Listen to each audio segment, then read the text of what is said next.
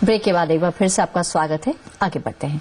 अभी सुपरटेक द्वारा निवेशकों का भरोसा तोड़ने का मामला शांत भी नहीं हुआ था कि देश के एक और बड़े बिल्डर पर निवेशकों को ठगने का मामला सामने आया है।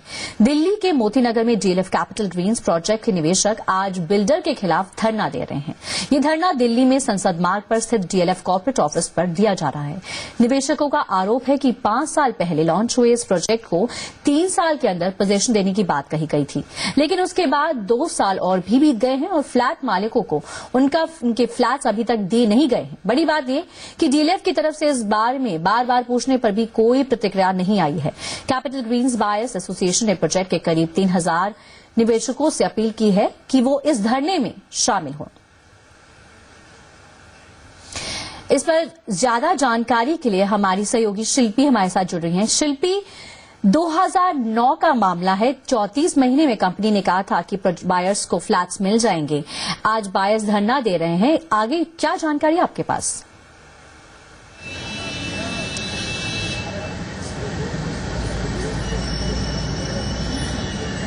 शिल्पी, आपको हमारी आवाज आ रही है? 2009 का मामला है। डीएलएफ ने कहा था बायर्स को प्रोजेक्ट 34 महीनों के अंदर पोजीशन मिल जाएगा। अभी तक कोई प्रतिक्रिया नहीं आई है। क्या जानकारी है ताजा आपके पास? जी प्रज्ञा, आपको बताना चाहेंगे कि 2009 में मोती नगर में ये डीएलएफ का कैपिटल ग्रीन्स के नाम से प्रोजेक्ट लॉन्च हुआ था और आज 2014 में बायर्स को अपना फ्लैट नहीं मिला है। इसके अलावा काफी सारी दिक्कतें झेल रहे हैं। ये सभी असल खरीदार हैं, इनको काफी सारी दिक्कतें हैं। आइए बात करते हैं आरडब्ल्यूए के प्रेसिडेंट है मिस्टर अशोक, इन्हीं से जानने की कोशिश करते हैं कि क्या प्रॉब्लम रही और क्या मुद्दा है आखिर। जी अशोक जी, आपसे जानना चाहेंगे डीएलएफ ने आपको कैसे वादे किए थे और अब तक प्रोजेक्ट नहीं मिल पाया है। सबसे पहले ये बताइए क्या मुद्दा है। 2009 में ये प्रोजेक्ट लॉन्च किया गया था और विद द कमिटमेंट की जो पोजीशन है विद इन 3 इयर्स सबको दे दिए जाएंगे।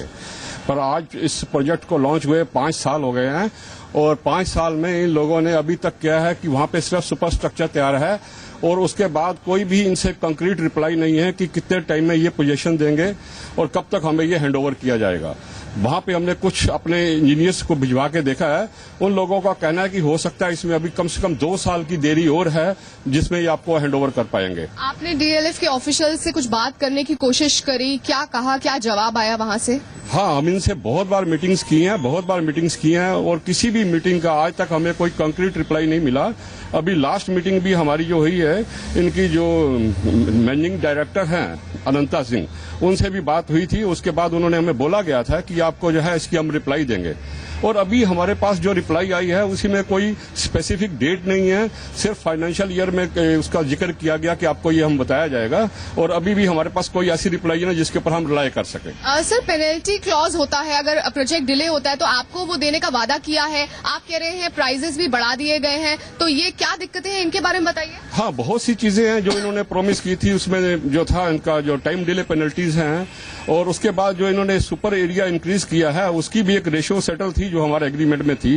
पहली बात तो मैं कोई और चीज कहना चाहूंगा, इन्होंने एग्रीमेंट जो है बिल्कुल वन साइडेड बनाया होता है इन लोगों ने और इस तरह का एग्रीमेंट होता है कि उस वक्त इसमें इतनी सी क्लासेस होती हैं जो इन्होंने वन साइडेड लिखी होती हैं और उसके मुताबिक भी इनको जो है हमें पोजीशन देने का टाइम और वो चीजें जिसको ये खुद ही फॉलो नहीं कर पा रहे हैं।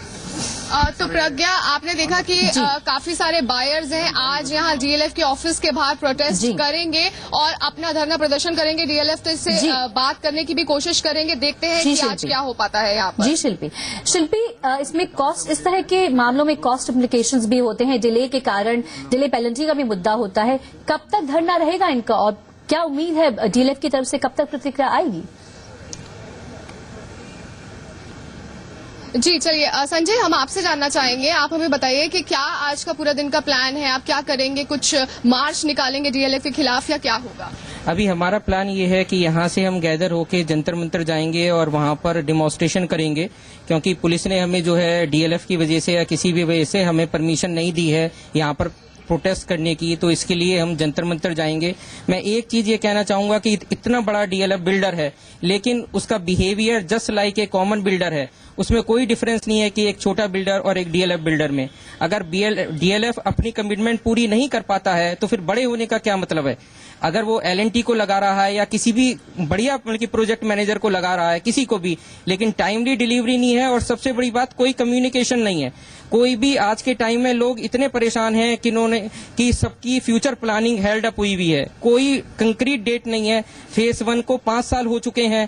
फेज 1 का 95% कुछ लोगों ने डाउन पेमेंट 5 ईयर बिफोर कर दिया है, और अगर 5 साल के बाद भी किसी को ये राइट नहीं है कि वो जाके अपना घर देख सके कि उसका क्या स्ट्रक्चर है। हमने यहाँ तक उनको कहा था कि आप केवल हमें ये बता दो कि टावर का क्या स्टेटस है। फ्लैट की बात तो आप छोड़ दो, लेकिन आप टावर का स्टेटस बता दो क्या स्टेटस है, लेकिन वो भी कोई बताने को तैयार नहीं है। लेकिन प्राइस क्या कहकर प्राइस बढ़ाया गया? आपसे बोला गया कि कॉस्ट इंक्रीज है, क्या बोलकर किया गया? हमारे से ये कहा गया कि फायर डिपार्टमेंट की कुछ नई रूलिंग आई है जिसकी वजह से इनको रेशो चेंज करना पड़ेगा, लेकिन जब बायर एग्रीमेंट में 78.5% फिक्स है कि हमारा बिल्डअप एरिया होगा, तो इसका मतलब ये हुआ कि इन्होंने पहले पैसे फालतू लिए हुए हैं, जिसको ये बाद में सुपर एरिया में कन्वर्ट करके और फिर हमसे एक्स्ट्रा मनी ले रहे हैं।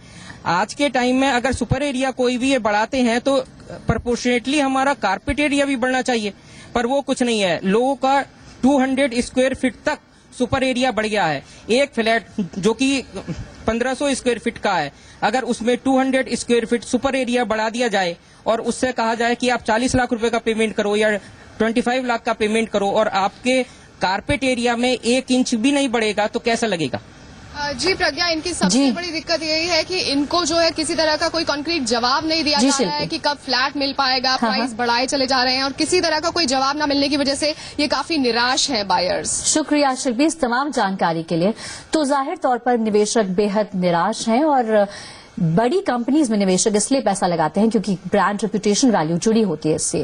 तो जाहिर तौर पर क्या आगे मामला इस तरह का मोड़ लेता है, आपको जरूर हम बताते रहेंगे। और इस वक्त एक छोटे से ब्रेक का जल्द हासिल होते हैं।